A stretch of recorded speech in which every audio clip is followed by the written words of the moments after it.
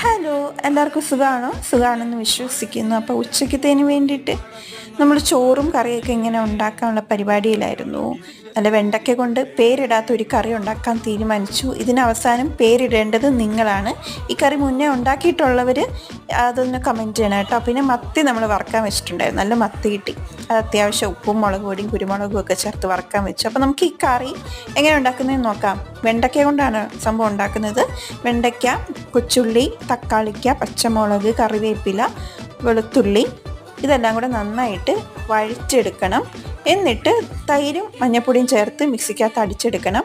നന്നായിട്ട് വരണ്ട് വന്ന വെണ്ടയ്ക്ക നമ്മുടെ ആ ഒരു കൂട്ടുണ്ടല്ലോ, അതിലേക്ക് ഈ തൈരും മഞ്ഞൾപ്പൊടിയും കൂടെ ചേർത്ത് നന്നായിട്ട് ചൂടാക്കിയെടുക്കണം.